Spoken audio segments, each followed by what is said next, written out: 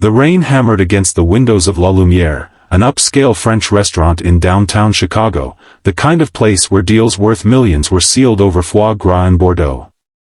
It was a slow Thursday evening in late autumn, the kind where the city felt hushed under gray skies.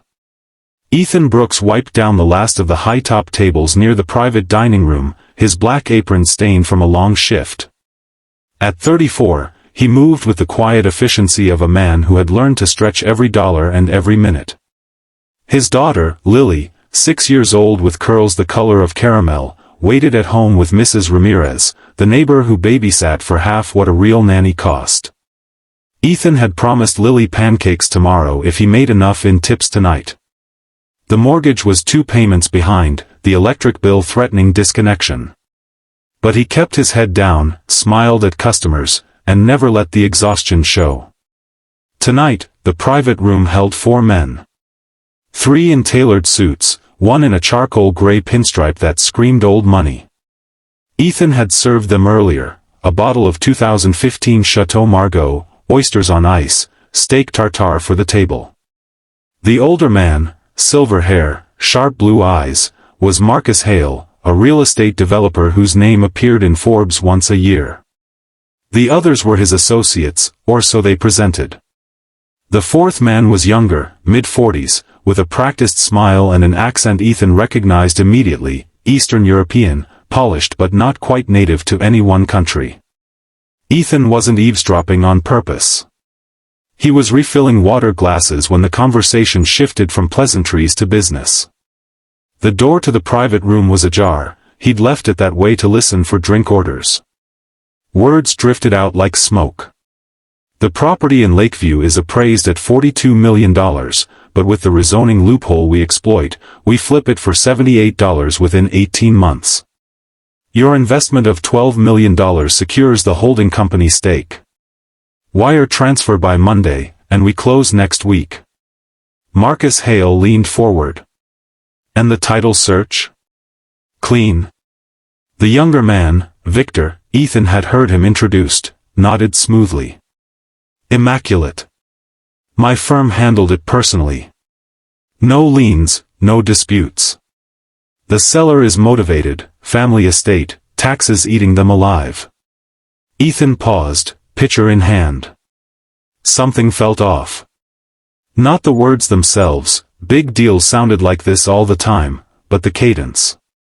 Victor spoke with the careful rhythm of someone reading from memory rather than conviction. And then came the whisper, low enough that only someone standing close would catch it. Victor, in Czech, Ethan's mother had been Czech, had taught him the language from cradle songs to curse words, muttered to one of the associates, once the money clears, we vanish. The shell company folds in Prague by Tuesday. Hale gets nothing but a worthless certificate. Ethan's blood turned to ice. He knew enough about real estate scams to recognize the classic advance fee fraud dressed up in luxury. Victor wasn't brokering a deal, he was running a long con.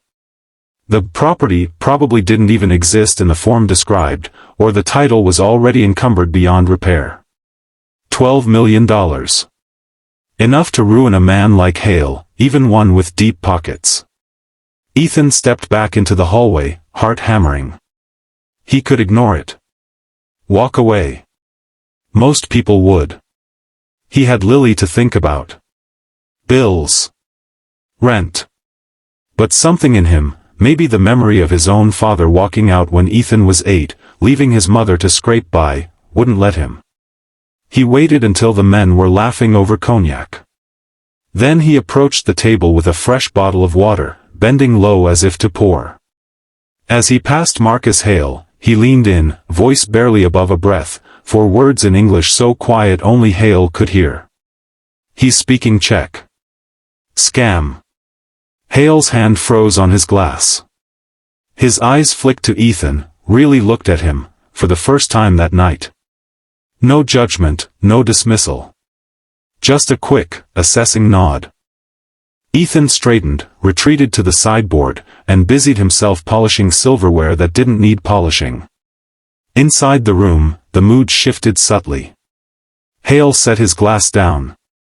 Gentlemen, he said, voice calm but edged with steel, before we proceed to signatures, I'd like my attorney to run one final title check. Tonight. Live, on speaker. Victor's smile flickered. Mr. Hale, we've already. Indulge me, Hale cut in. It's only prudent. He pulled out his phone, dialed. A woman's voice answered, crisp, professional. Title search on the Lakeview parcel, parcel ID 14-237-009. Full history, liens, encumbrances. Now. Minutes stretched. Victor sipped his drink, but his knuckles were white around the stem. The associate shifted in his seat. The attorney came back on. Sir, the parcel exists, but it's under a completely different holding entity. There's a $31 million lien from a 2022 foreclosure action that was never discharged. The seller you referenced has no legal standing, the estate was liquidated 2 years ago. This is not legitimate. Silence crashed over the table like a wave. Hale turned to Victor. Care to explain? Victor's face drained of color. He started to rise. This is a misunderstanding. 2 security guards, summoned quietly by Hale's gesture to the maitre d', appeared at the doorway. Ethan watched from the shadows of the hallway as Victor and his associate were escorted out. No scene, no shouting. Just quiet, efficient removal. Hale remained seated. He stared at the contract in front of him for a long moment, then looked up. His eyes found Ethan across the room. He beckoned. Ethan approached slowly. Hale studied him. You speak Czech. My mother did.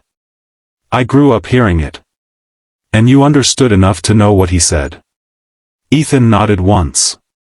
Hale exhaled. $12 million. You just saved me from losing it to a ghost company and a forged title. I overheard. That's all. That's everything. Hale reached into his jacket, pulled out a business card. My office. Monday. 9 a.m. Bring your resume, or don't. We'll figure it out. Ethan took the card, fingers steady despite the tremor inside. I have a daughter. Shift work. I can't. Bring her too, if you need. We'll make it work. Hale paused. What's your name, son? Ethan Brooks. Hale wrote it down. Ethan, you didn't have to say anything. Most waiters would have kept walking.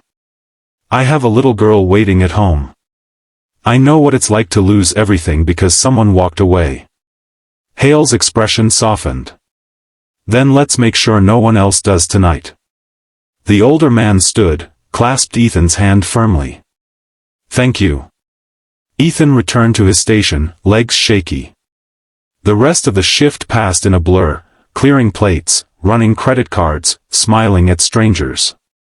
When the restaurant finally closed, he counted his tips, $187.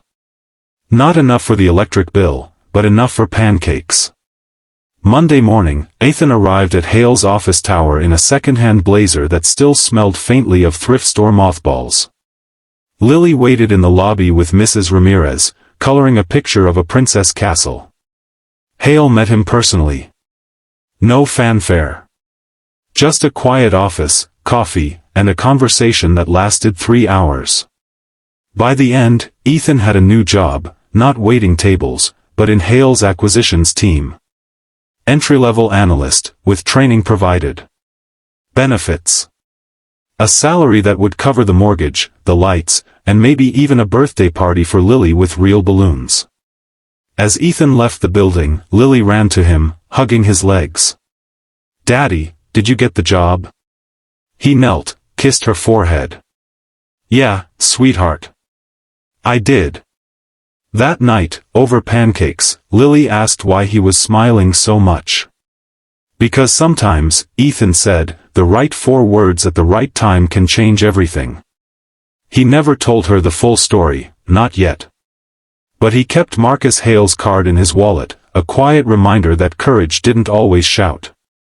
Sometimes it whispered. And sometimes, that whisper stopped $1 million scam, just in time.